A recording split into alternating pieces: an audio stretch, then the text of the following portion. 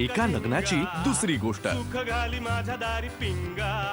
लग्नानंतरचा पहिला वाढदिवस आहे, राधाही आहे त्याच्यासोबत आणि पुढच्या वर्षीच्या घनाच्या वाढदिवसाला कदाचित 3 जण असतील।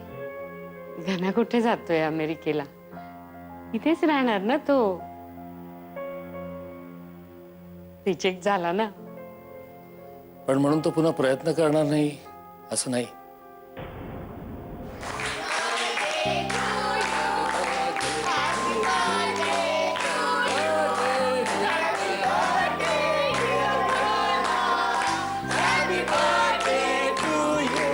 मेणबत्त्या वितळायच्या आत आपण आता केक कापूया।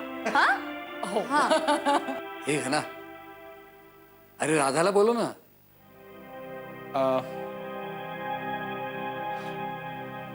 बाबा राधा नाहीये म्हणजे ती अरे असं काय करतोस, राधाने केलंय सगळं।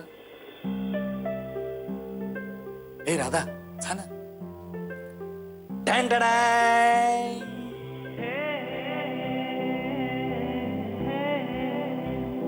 ये ना करा ये।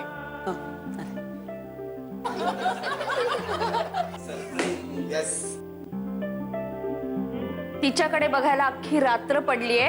चला आता लवकर केक कापा।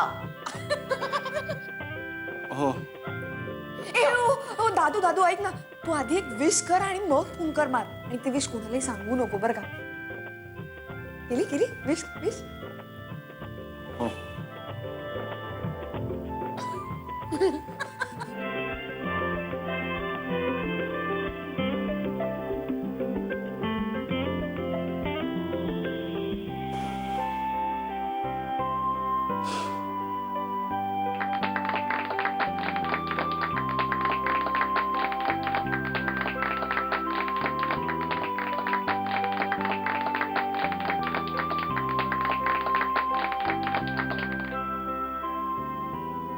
कापला एकदाचा।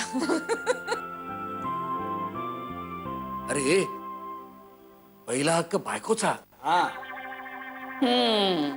हो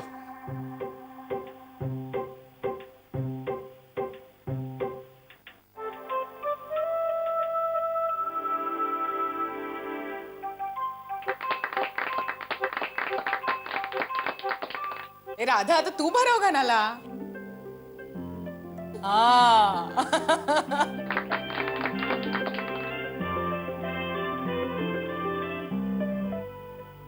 कालच्या बद्दल आय एम रिअली सॉरी। मला माहिती आहे की मी असं बोलायला नको होतं राधा। वाढदिवसाच्या दिवशी सॉरी म्हणू नये गणेश। मला वाटतं उलट birthday is a day to say sorry. काय होतं, वाढदिवस असला की समोरचा राग धरून बसू शकत नाही, त्यामुळे लगेच माफ करतो, नाही का? बघ इकडे तुझं कॅल्क्युलेशन आहेच। तुझंही कॅल्क्युलेशन आहेच ना राधा। माझा वाढदिवस बरोबर लक्षात ठेवला असतो। त्यात काही एवढं विशेष नाही। अरे मी कोणाचाही वाढदिवस लक्षात ठेवते, कुणाचाही। हे घे, हे पैसे त्यांनी शामरावच्या जन्माच्या वेळी गुंतवले होते आणि त्याच्या लग्नानंतरच्या पहिल्या वाढदिवशी त्याला दे असं सांगितलं होतं। हार नाहीये, पण हा आशीर्वाद आहे हो त्यांचा, बाबांचा घनासाठी। संसार असाच असतो रे, जाणाऱ्यांनी पुढच्या पिढीसाठी अशाच आठवणी मागे ठेवून जायचं असतं।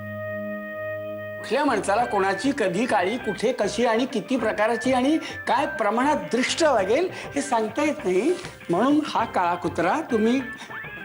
हा काळा धागा तुम्ही काळ्या कुत्र्याच्या पायात, माऊली चुकतंय हो सगळंच, हा काळा धागा तुम्ही घना माऊलीच्या पायात बांधा। बांधा काळा धागा माऊली पायामध्ये हो बांधा काळा।